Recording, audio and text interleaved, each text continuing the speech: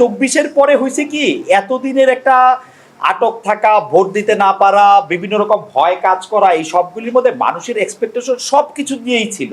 সবকিছু নিয়ে ছিল যে আমরা ভালো হয়ে যাব, সাংবাদিকরা ভালো হবে, ডাক্তাররা ভালো হবে, শিক্ষকরা ভালো হবে, রিক্সাওয়ালা ভালো হবে, মানে সব ভালো হবে, মাইক ভালো হবে, যে প্রশ্ন করে তার প্রশ্ন ভালো হবে, ইমপ্রেস হবে লোকজন। তা কিন্তু এগুলি এটা এটা মানে সব ভাত তো দুধ দিয়ে খাওয়া যায় না আসলে। মানে 24-এর একটা জায়গায় 24-এর আমাদেরকে দাঁড় করেছে যে আমরা আসলে অনেক কিছু আশা করছি, এটা ঠিক, আশাটারে আমি কোনো সময় নেগেটিভ ভাবে দেখি না।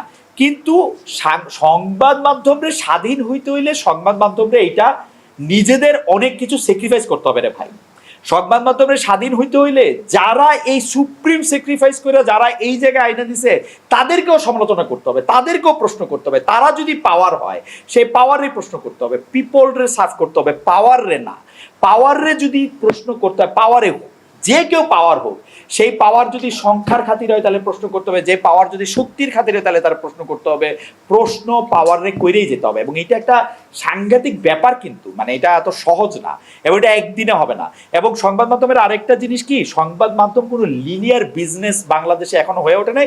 পৃথিবীর অন্যান্য দেশে মানে বেশিরভাগ দেশেই বা বেশিরভাগ সংবাদ মাধ্যম গণমাধ্যম কিন্তু লিনিয়ার বিজনেস না। লিনিয়ার বিজনেস কি, যেমন আপনি জানেন যে আপনি 20 টাকা ইনভেস্ট করে আপনি 22 টাকা বা 2 টাকা 1 টাকা 20 পয়সা আপনি লাভ করবেন। আপনি কারণ বাজার থেকে চাল আইনা নিয়ে আসা চক বাজারে বিক্রি করবেন, চক বাজার থেকে আলু নিয়ে আসা পাটোটিতে বিক্রি করবেন, আপনি একটা পর্তায় পড়বে, যানবাহনের এটা যোগ করবেন, গুণ করবেন, বিয়োগ করবেন, কয় টাকা সেরে এটা বিক্রি করবেন, এটা আপনি জানেন। দিস ইজ আপনার একটা লিনিয়ার বিজনেস। গণমাধ্যমে কি হয়েছে, আপনি মানে মানে আপনি একটা জিনিস প্রচার করেন, ধরেন টেলিভিশনে, ওই প্রচারটা ইউজার এন্ডে সে দেখে হচ্ছে পয়সা না দিয়া, ঠিক না? বেশিরভাগ ক্ষেত্রে বাংলাদেশে তো এখনো পে টেলিভিশন হয় না। তো পয়সা না দিয়ে যখন সে দেখে, তাকে বিভিন্ন এটাকে কি বলে, যে মানে বিভিন্ন পণ্যের ভোক্তায় তাকে পরিণত করা হয়। এটার মধ্যে বিজ্ঞাপন দিয়ে আসলে তার সময়, তার এজেন্ডা, অনেক কিছু এরকম সেট করা হয়। তাহলে ওই স্বাধীনতাটাও বা ভোক্তার ওই জিনিসটাও আসলে একটু বোঝার দরকার আছে, যে সে মাগনা একটা পণ্য কতদিন আসলে কিনতে পারবে। গণমাধ্যম প্রফেশনাল হইতে হলে গণমাধ্যমকে আসলে একটু মানে স্বাধীন হইতে হলে একটু লাভ করতে হবে, একটু এইগুলি থেকে একটু মুক্ত হইতে হবে। এটা একটু জটিল প্রক্রিয়া। তবে আসার কথা হলো, আমি আসার কথাটা দেখি যে একটা চাহিদা তৈরি হয়েছে। আমি মনে করি যখন চাহিদা তৈরি হয় তখন এটা পাওয়াটা তৈরি হয়। এতদিন পর্যন্ত আমি বলবো, এতদিন পর্যন্ত বাংলাদেশের গণমাধ্যম চাইছে হচ্ছে বায়াস। আমি দেখছি একই কথা, একই লাইন আমি বলতেছি, নিচে দিয়ে তো ইয়ে আসে, তো কমেন্ট আসে, তো একই লাইন আমি করছি, ধর একটা সময়ের মধ্যে এই একই টাইম লাইনে ওই কথাটার উপর ভিত্তি করে বলে যে এই লোক হচ্ছে জামাতের দালাল। এর পরের লাইনেই বলে এই লোক হচ্ছে আওয়ামী লীগের স্লিপার এজেন্ট। ওই লাইনের উপর ভিত্তি করি, ওই কথার উপর ভিত্তি করি। মানে আমি যেই মানে ওই যে classic source message channel receiver, মানে মানে আমি কি মেসেজটা দিলাম তার থেকে রিসিভার মেসেজটা কি নিল সেটা খুব গুরুত্বপূর্ণ হয়ে দাঁড়ায়। কিন্তু আমি আশাবাদী যে একটা মিডিয়ারে আমরা ইন্ডিপেন্ডেন্ট, বা যদি আমরা বলি যে নিজের মতো করে অ্যাটলিস্ট স্বাধীন, সেইটা আমরা হয়তো দেখতে পাবো, যেহেতু চাহিদাটা তৈরি হইতেছে। এতদিন পর্যন্ত আমরা বায়াসটা চাইছি বেশি করে, সেজন্য আমরা বায়াসড মিডিয়া দেখছি। আমরা স্বাধীন মিডিয়া চাইলে স্বাধীন মিডিয়াই দেখবো। ডিজিটাল ফুটপ্রিন্ট আছে গোলাম মাওলা রনির 2014 সালের 5 জুলাই 2014 সালে 5 জুলাই সালমান এফ রহমান সাহেবকে নিয়ে একটা লেখা লিখেন, একটা রিপোর্ট করেন। সেই রিপোর্টের মধ্যে তিনি অনেক কিছু দেখেন। সালমান ভাই খুবই উত্তেজিত হয়ে যায় সেই রিপোর্টের মধ্যে, এটা 5 জুলাই উত্তেজিত হয়ে বললো যে ওর এরকম রিপোর্ট তার এগেনস্ট আমার করতে হয়। বলছে না, করা যাবে না, ক্যানট বি, কারণ আপনার বিরুদ্ধে লেখছে দেখে ইন্ডিপেন্ডেন্ট টেলিভিশনে তার বিরুদ্ধে নিউজ করবে, এটা হবে না। কিন্তু আপনার বিরুদ্ধে কেন লেখছে সেটা আমি জানি, কারণ হচ্ছে যে এটা হয়তো মানে তাকে কেউ বলছে যে তালাশের পক্ষ থেকে হচ্ছে গোলাম মাওলা রনির বিভিন্ন জিনিসটা, কারণ হচ্ছে যে তিনি তখন আওয়ামী লীগের এমপি, সরকারি দলের এমপি। তো সরকারি দলের এমপিদের তো নানা ধরনের কাহিনী থাকে।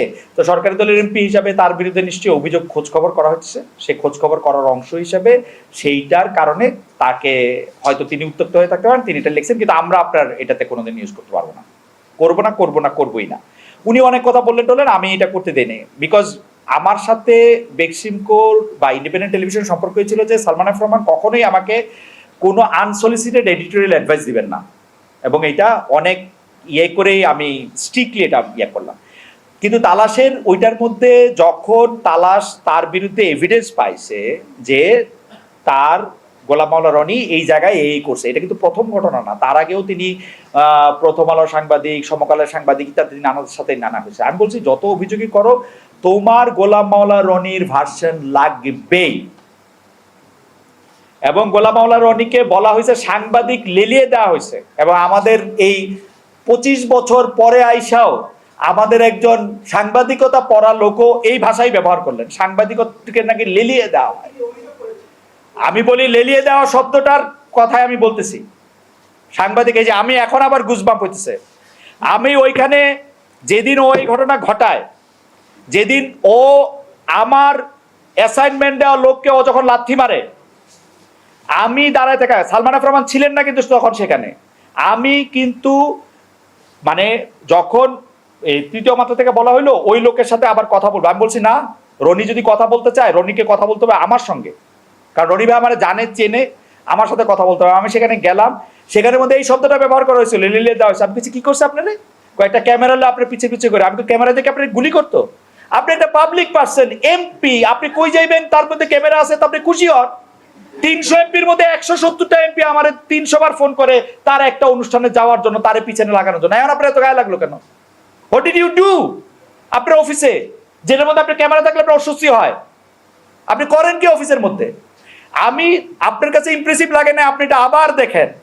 আমি ওইটার মধ্যে তারা বলছিলাম যে গোলাম মাওলা রনি যেই কথাগুলি আগে বলছে পরে বলছে ইনকনসিস্টেন্ট। গোলাম মাওলা রনি আমাকে বলছে আপনি সালমান এফ রহমানের কথা, আমি চাই সালমান এফ রহমান বাদ দেন, দেখেন আবার দেখেন। আপনি আমারে বলেন আপনি আমার লোককে লাথি দিলেন কেন? আপনি আমার, আমি অন অফ দ্য রেকর্ড বলছি তার সাথে, আপনি আমার লোককে গুলি করে দিতেন, লাথি দিবেন এগুলি কি ফাজলাই পাইছেন? এমপি হয়েছে দেখে লাথি দিবে? আপনি ক্যামেরা লয়ে আপনি পিছে পিছে ঘুরে এর জন্য আপনি লাথি দিয়ে দিবেন তাকে? আর সাংবাদিকের কি অভিযোগ, লেলিয়ে দিয়েছে সাংবাদিকদের।